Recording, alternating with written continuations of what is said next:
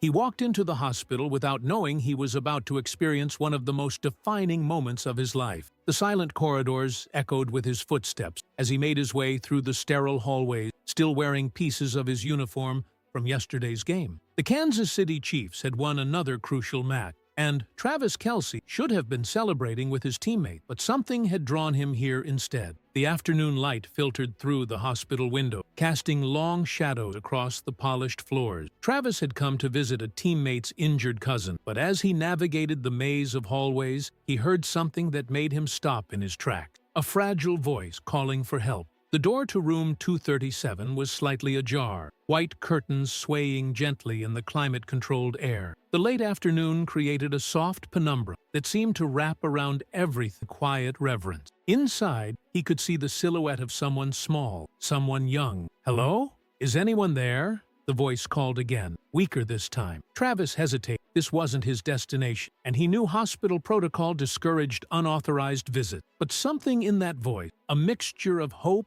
and desperation, compelled him to step closer. As he peered through the gap in the door, his breath caught his throat. A young girl, no more than 17, was struggling to sit up in her hospital bed. Her skin was pale, almost translucent, and her hair was thin and patchy from what was clearly months of chemotherapy. Despite her obvious weakness, she was clutching a handmade sign, her fingers trembling with the effort. The sign read in shaky handwriting, "Travis, can you come here? I've lost so much, but today I still have one last message." Travis felt his world stop. The image of himself, NFL superstar, tight end for one of the most successful teams in the league, collided head-on with the silent reality of a life in terminal treatment. His heart constricted, his eyes filled with tears, but he still didn't know what he would do next. The girl, Maya Sinclair, looked directly at him through the partially open door. Their eyes met, and in that moment, something profound passed between them. She began scribbling another line on her cardboard sign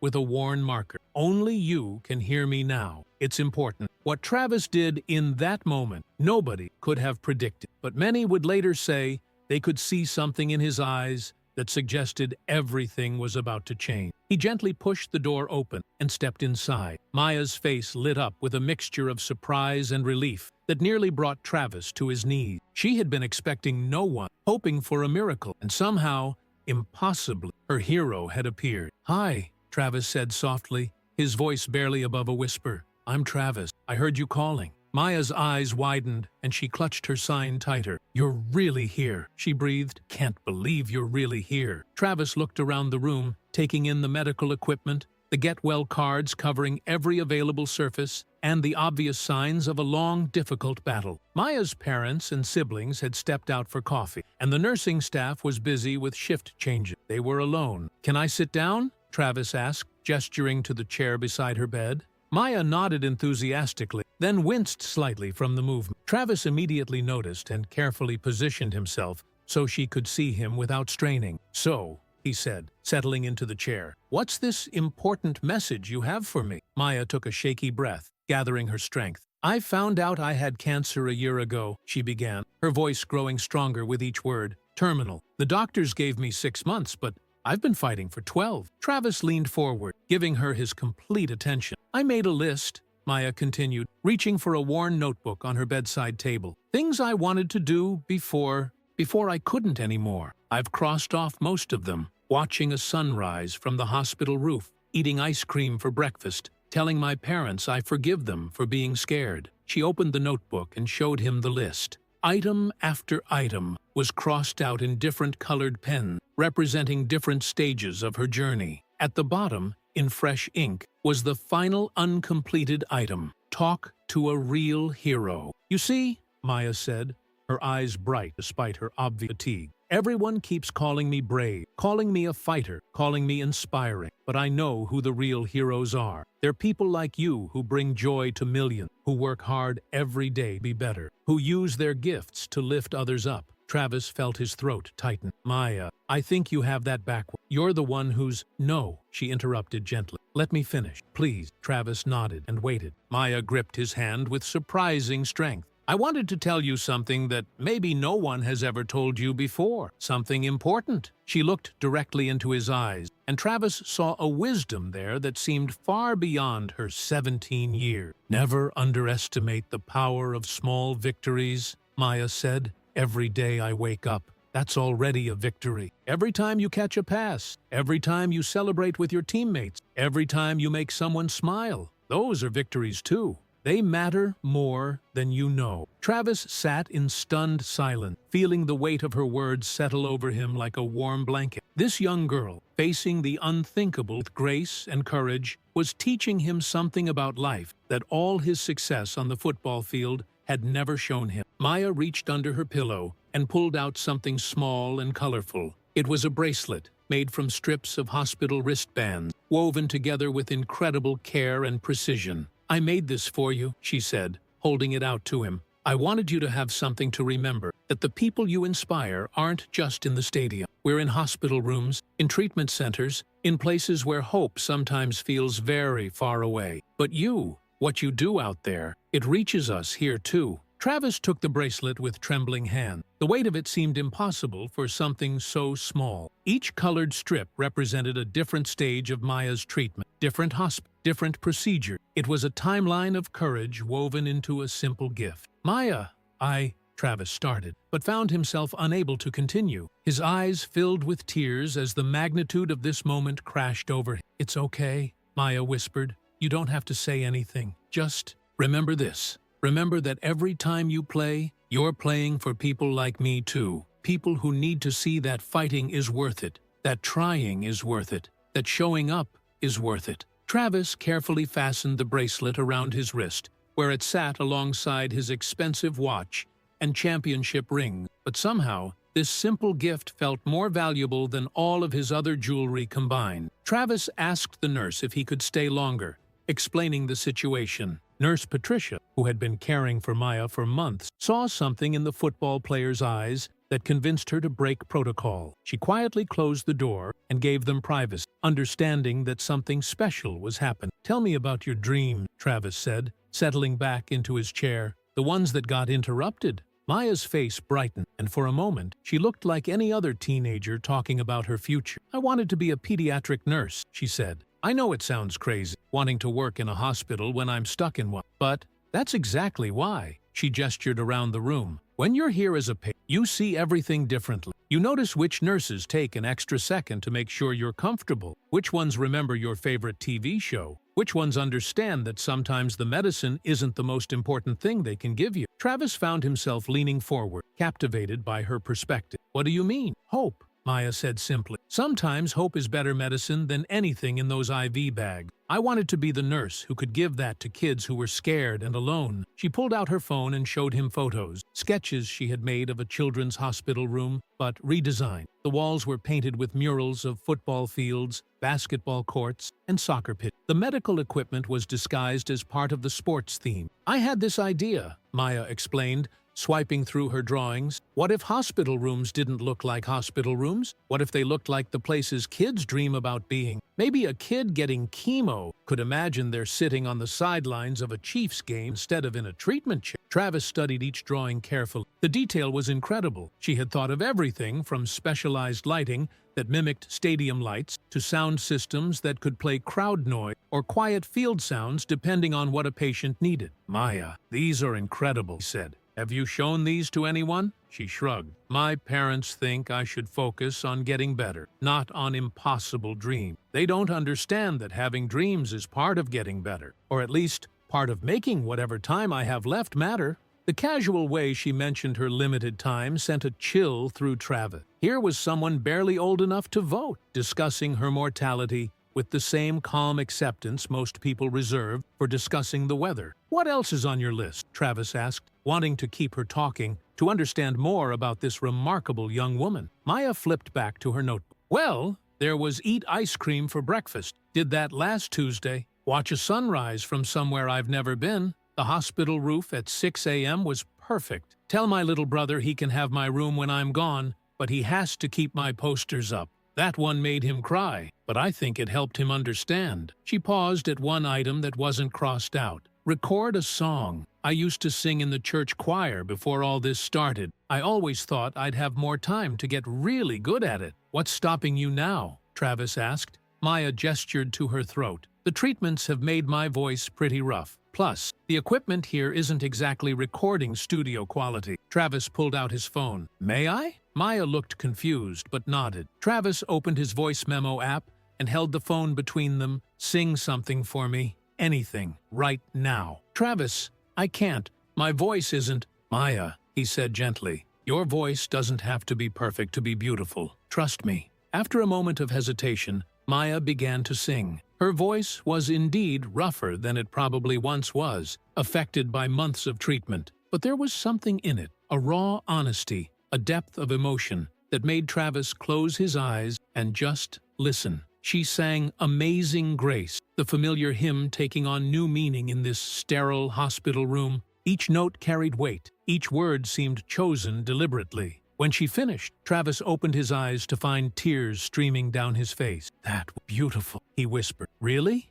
Maya asked, uncertainty creeping into her voice. Really? Maya, I want to ask you something, and I need you to think about it carefully. She nodded, waiting. What if I told you that item on your list? Talking to a real hero. What if I told you that you've got it backward? What if you're the hero here? Maya started to protest, but Travis held up his hand. Hear me out. I catch footballs for a living. I'm good at it, and I work hard at it, and I'm grateful for the opportunity. But you're fighting for your life every single day, and still finding ways to help other people. You're facing the impossible and still making plans to make the world better. If that's not heroic, I don't know what is. Maya was quiet for a long moment, processing his words. But that's not how people see it, she finally said. When people look at me, they see someone sick, someone to feel sorry for. When they look at you, they see someone strong, someone who wins. Maybe, Travis said, but winning a football game and winning at life are two very different things. And from where I'm sitting, you're winning at the thing that actually matters. They talked for another hour about everything and nothing. Her favorite game, his worst losses, her family,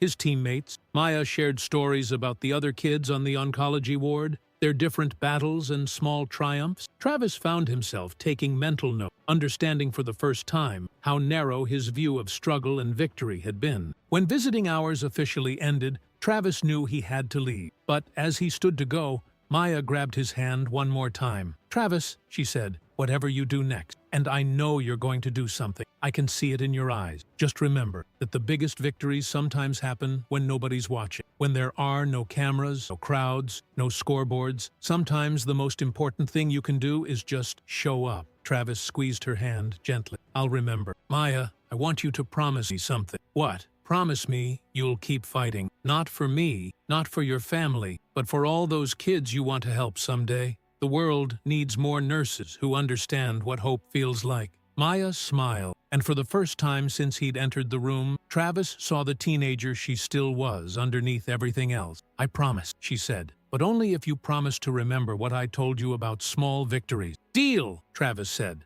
looking down at the bracelet on his wrist. As he walked out of the hospital that evening, Travis made a decision that would surprise everyone, including himself. He wasn't going to post about this meeting on social media. He wasn't going to call his publicist or arrange a photo opportunity. Instead, he was going to do something that felt more important than publicity. He was going to make sure Maya got to see what small victories looked like from the other side. The next morning, Travis sat in his Kansas City penthouse, staring at Maya's bracelet on his wrist. The colorful strips caught the morning light streaming through his floor-to-ceiling window, a stark contrast to the luxury surrounding him. His agent, Marcus Rodriguez, was pacing the room, going over endorsement deals and appearance schedule. But Travis's mind was elsewhere. Travis, are you listening? Marcus asked, noticing his client's distraction. The Nike people need an answer about the holiday campaign by noon. Marcus, I need you to do something for me, Travis said, cutting him off mid-sentence. And I need you to keep it completely quiet. Marcus stopped pacing, recognizing the serious tone in Travis's voice. In 5 years of working together,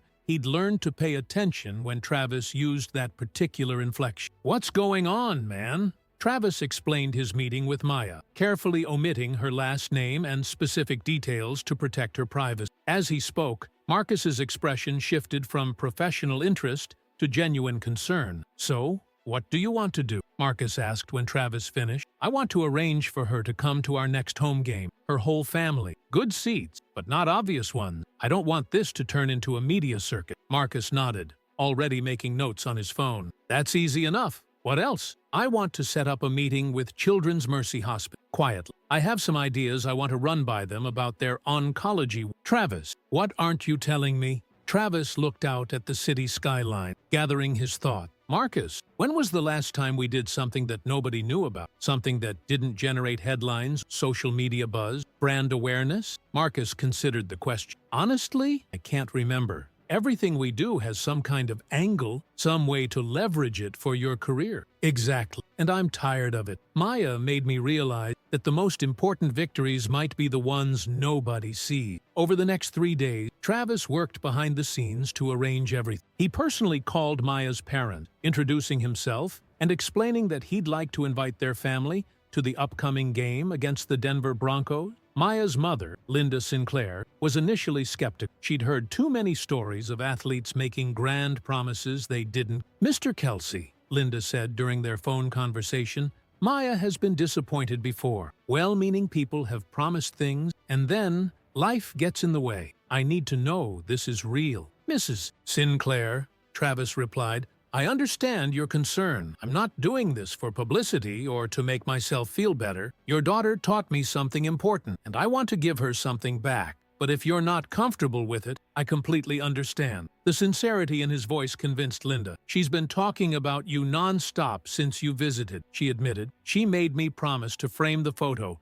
a nurse took of you two together. It's the first time I've seen her truly happy in months." Travis arranged for the Sinclair family to be picked up by a private car service. He secured seats in a section that offered great views, but wouldn't put them in direct camera range. He also arranged for a member of the team's medical staff to be available if Maya needed assistance during the game. What Travis didn't anticipate was the ripple effect of his action. Dr. Sarah Chen, head of pediatric oncology at Children's Mercy Hospital, agreed to meet with Travis after receiving his call. She was expecting a typical celebrity visit, photo opportunities, a small donation, maybe some signed merchandise for the kids. Instead, Travis arrived with Maya's sketches and a detailed proposal. "Mr. Kelce," Dr. Chen said as she reviewed the drawings, "these are remarkable. Where did these ideas come from?" "A patient of yours, Maya Sinclair. He designed these while undergoing treatment. She wants to be a pediatric nurse someday." Dr. Chen's expression softened. "I know Maya. She's extraordinary. But these designs, they're not just creative. They're medically sound. She's clearly done research into how environment affects patient outcomes." Travis leaned forward. "What would it take to implement something like this?" "Not everything, but maybe start with one room. Honestly, about $50,000 for a complete renovation, plus ongoing maintenance. But the psychological benefits for young patients could be immeasurable." "Consider it done," Travis said immediately. Dr. Chen stared at Mr. Kelce. "That's incredibly generous, but you should know that we don't typically name rooms after donors unless the contribution is much larger." "I don't want my name on," Travis said. "I want Maya's name on the Maya Sinclair Hope Room. Can you make that happen?" Dr. Chen was quiet for a moment, processing this unusual request. "Mr. Kelce, are you sure? This kind of anonymous giving is rare." Dr. Chen, "Sometimes the most important victories are the ones nobody keeps score of." Meanwhile, Maya was preparing for the game with an excitement her family hadn't seen in months. Her father, Robert, helped her choose an outfit that would be comfortable for the long day while still showing her team spirit. Her younger brother, Jake, couldn't believe his sister was going to sit in premium seats at an NFL game. "Maya," Jake said, as they waited for their ride, "this is so cool. You're like famous now." Maya laughed, the sound music to her parents' ears. "I'm not famous, Jake. I just met someone really nice who happened to be famous." "So, but you're going to be on TV and everything." Maya's expression grew thoughtful. "You know what I hope? I hope that if other kids see me there, kids who are going through what I'm going through, they'll know that being sick doesn't mean your life stopped. It just means you have to find new ways to live it." The car arrived exactly on time. As the Sinclair family settled into the comfortable seats, Maya clutched a new sign she'd made. This one simply said, "Thank you for small victories," in her careful handwriting. At Arrowhead Stadium, Travis was going through his pre-game routine, but his mind kept drifting to Maya. He told only one person, his teammate and close friend, Patrick Mahomes, about the real reason for his recent distraction. "Dude," Patrick said, as they warmed up on the field, "you know this is going to come out eventually, right? Someone's going to recognize her, or put the pieces together."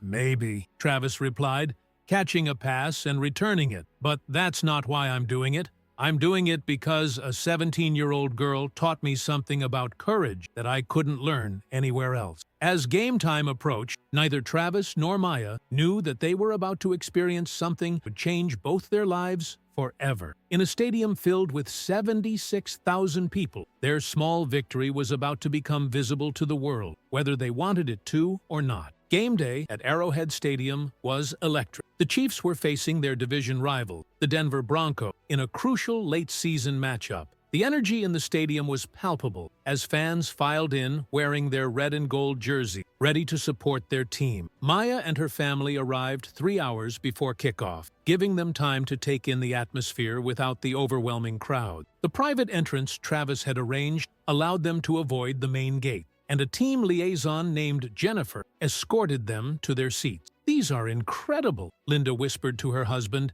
as they settled into their seats. They were located in the lower bowl, close enough to see the players' face, but positioned away from the main camera angles that typically focused on celebrity attendees. Maya had insisted on bringing her portable oxygen tank, despite her parents' concerns about drawing attention. "If I'm going to be here," she had told them, "I'm going to be here honestly. No pretending I'm not sick." As the stadium filled up, Maya found herself studying the crowd around her. Families, couples, groups of friends, all united in their shared love for the team. She noticed other fans with medical equipment, other people who had overcome their own challenges to be there. She wasn't alone in fighting to live her life fully. During warm-ups, Travis spotted the Sinclair family in their seats. He couldn't wave or acknowledge them directly without drawing unwanted attention, but he made sure to run a few extra routes near their section of the field. Maya noticed and held up her "Thank you for small victories" sign just high enough for him to see. What neither of them noticed was Derek Thompson, a lifelong Chiefs fan sitting 3 rows behind Maya. Derek had been following cancer treatment stories since his own daughter had battled leukemia 5 years earlier. Something about the young girl with the oxygen tank and the handmade sign caught his attention. During the first quarter, as Travis made a spectacular catch for a 28-yard gain, the cameras panned across the celebrating crowd. For just a moment, Maya appeared on the Jumbotron, clapping enthusiastically despite her obvious fatigue. Derek quickly snapped a photo with his phone, not for social media, but because something about her spirit reminded him of his own daughter's fight. The game was intense, with both teams trading touchdowns throughout the first half. Maya found herself completely absorbed in the action, shouting encouragement and celebrating each Chief's success, as if her voice could reach the field. Her family watched in amazement as their daughter, who had barely spoken above a whisper for weeks, found the energy to cheer with genuine enthusiasm. During halftime, Travis made an unexpected decision. Instead of staying in the locker room for the entire break, he jogged over to the section where the Sinclair family was sitting. The cameras were focused elsewhere, showing replays and statistics, giving him a brief window of privacy. "How are you enjoying the game?" he asked Maya, leaning against the railing that separated the field from the stands. "It's perfect," Maya said, her eyes bright with excitement. "I never understood before why people get so emotional about sports, but now I get it. It's not just about winning or losing. It's about being part of something bigger than yourself." "That's exactly right, Travis. Maya, I want you to know, win or lose today, you've already made this game special for me." As he jogged back to the locker room, several fans in the nearby sections began to realize they had witnessed something unusual. Derek Thompson, meanwhile, had been discreetly taking photos of the interaction, struck by the genuine connection between the superstar athlete and the young fan. The third quarter belonged to Travis. He caught 8 passes for 127 yards and 2 touchdowns, putting on a performance that had the entire stadium on its feet. With each catch, he thought about Maya's words about small victories,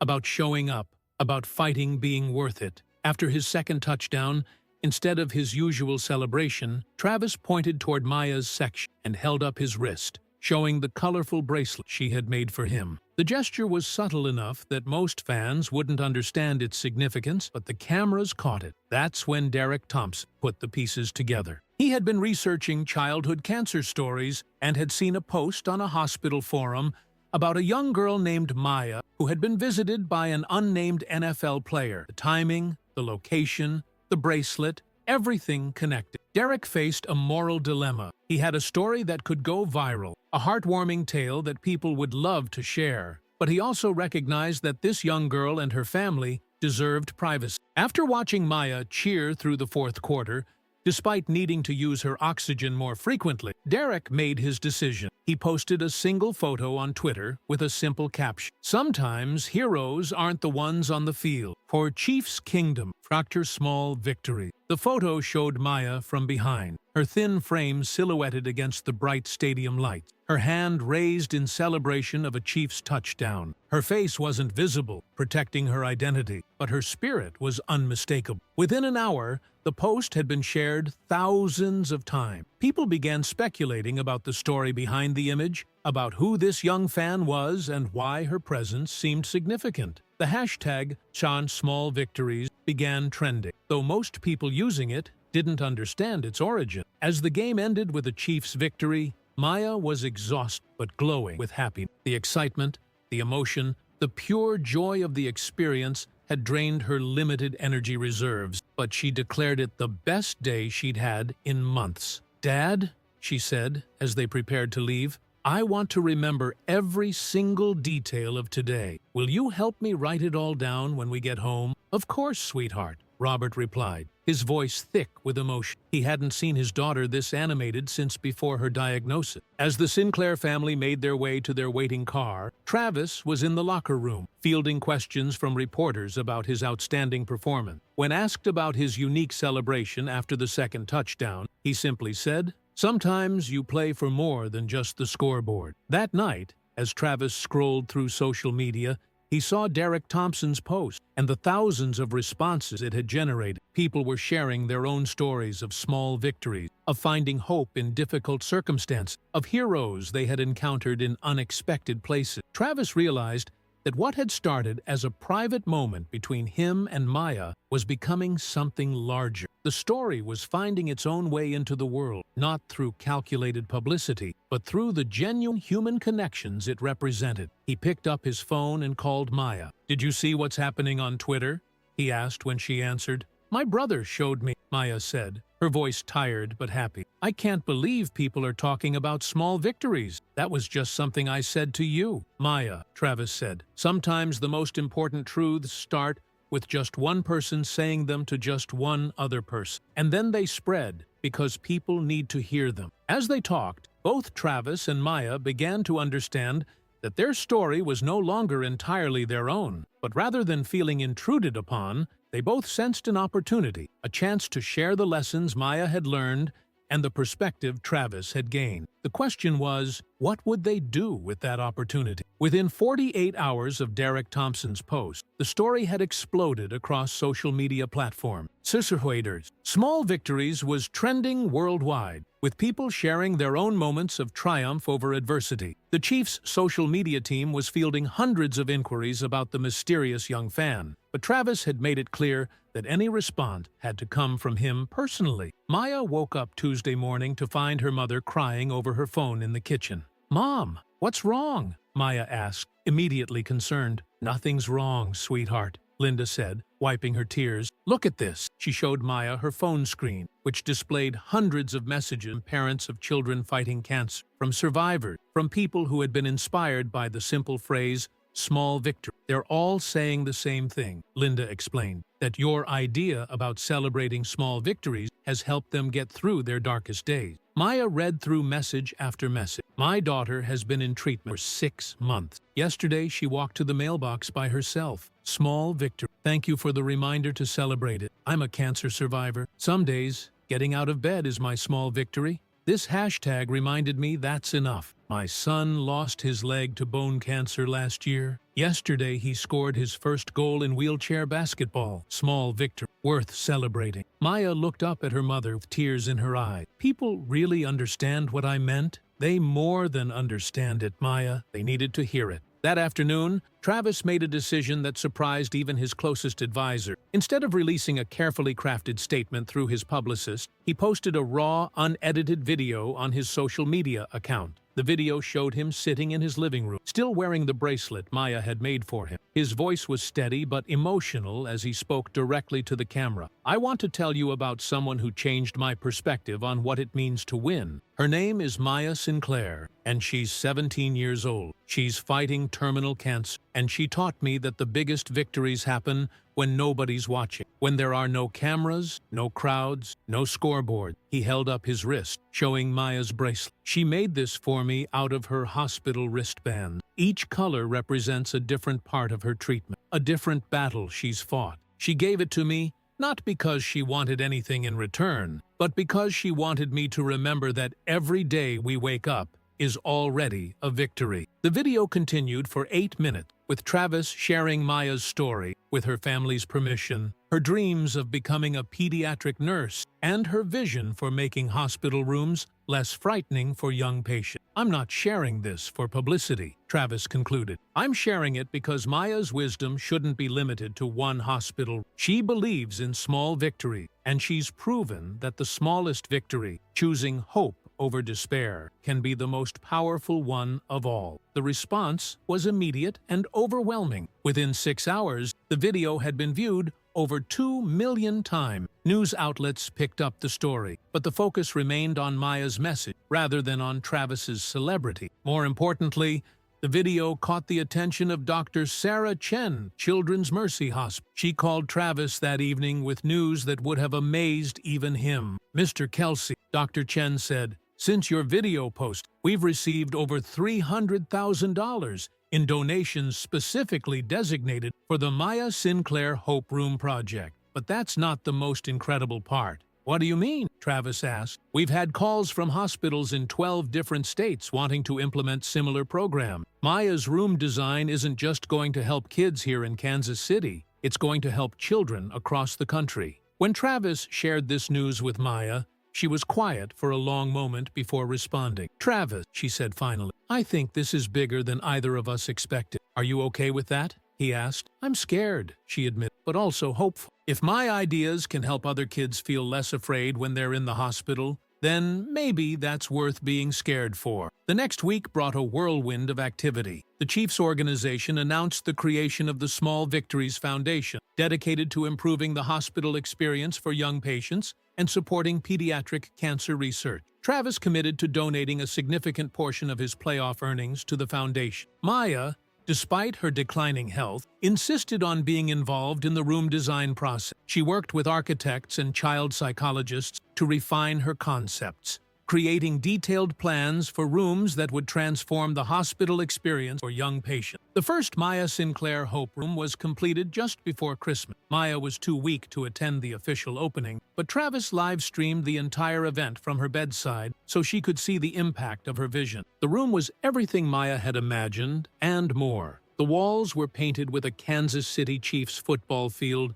that seemed to extend beyond the room's boundary. Medical equipment was cleverly disguised as part of the field design. IV poles looked like goalposts. Monitors were housed in structures that resembled stadium scoreboards, and the treatment chair was positioned like a VIP seat at the 50-yard line. But the most beautiful feature was a ceiling mural that Maya had insisted on. A sky full of stars, each one labeled with a small victory, suggested by young patients. "Walked to the bathroom today. Ate a whole sandwich. Made my sister laugh. Didn't cry during treatment. It's perfect," Maya whispered as she watched the live stream, tears streaming down her face. "Kids are going to be so much less scared." Travis squeezed her hand gently. "This is your legacy, Maya. Long after the football games are forgotten, children are going to be helped by your compassion and creativity." Maya passed away quietly on New Year's Eve, surrounded by her family and with Travis's bracelet on her own wrist, a bracelet he had made for her using strips from his game jerseys, each one representing a victory they had shared. At her funeral, Travis spoke about small victories and everyday heroes. He announced that the Small Victories Foundation would fund 50 Maya Sinclair Hope Rooms across the country within the next 2 years. But perhaps the most fitting tribute came from Derek Thompson, the fan whose photo had started the social media movement. He established a scholarship fund for young people who wanted to pursue careers in pediatric nursing, ensuring that Maya's dream of helping other children would live on through future caregiving. 6 months later, Travis stood in the newest Maya Sinclair Hope Room at a children's hospital in Denver. A young boy, bald from chemotherapy but grinning widely, was sitting in the special treatment chair designed to look like a stadium seat. "Mr. Kelce," the boy said, "my nurse told me that a girl my age designed this room. Is that true?" Travis knelt down beside the treatment chair, adjusting the boy's IV line that was cleverly hidden within the stadium seat design. "That's right. Her name was Maya, and she was 17 when she came up with these ideas. She wanted kids like you to feel like champions, even when you're getting treatment." The boy looked around the room with wonder. "I pretend I'm sitting at a real Chiefs game. Sometimes I imagine you're going to run right through that wall and catch a touchdown pass." Travis smiled, thinking of Maya's words about the power of imagination in healing. "You know what? Maya told me that every day you show up for treatment, you're already scoring the most important touchdown of all." The boy considered this serious. "Really? Really?" She called them small victories, and she was the smartest person I ever met. As Travis left the hospital that day, he received a text message that made him stop his track. It was from Linda Sinclair, Maya's mother, with a photo attached. The photo showed a young girl, about 12 years old, lying in a Maya Sinclair Hope Room in Seattle. She was smiling despite being connected to multiple medical devices, and she was holding a sign that read, "Today I walked 50 steps. Tomorrow, I'm going for 51. Small victory, .org for Maya." The accompanying message from Linda read,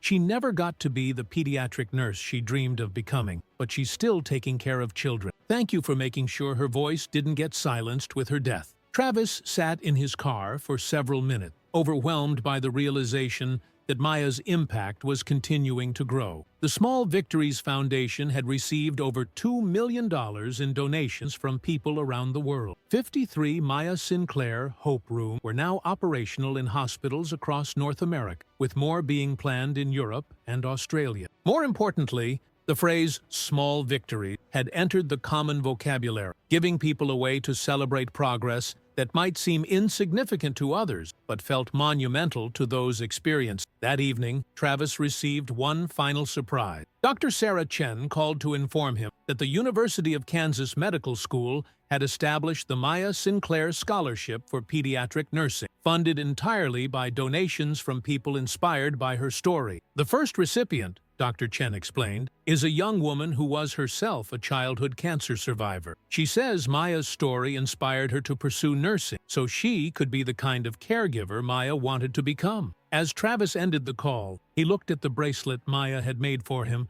now permanently attached to his wrist. He had worn it in every game since their meeting, and it had become his most treasured piece of jewelry. The next morning brought news that the Chiefs had made the playoff. As Travis prepared for another season of chasing championships, he carried with him the knowledge that he had already won the most important game of his life, not on any football field, but in a quiet hospital room where a dying teenager had taught him that the greatest victories often come without fanfare, without crowds, and without recognition. Maya Sinclair never got to see another football game after that December afternoon at Arrowhead Stadium, but her legacy lived on in every child who felt a little less afraid because they were being treated in a room designed with love, in every family who learned to celebrate small progress, and in every person who discovered that heroism doesn't require superpower. Sometimes it just requires showing up. Travis Kelce continued to play football at the highest level, breaking records and winning championships. But when reporters asked him about his greatest achievement,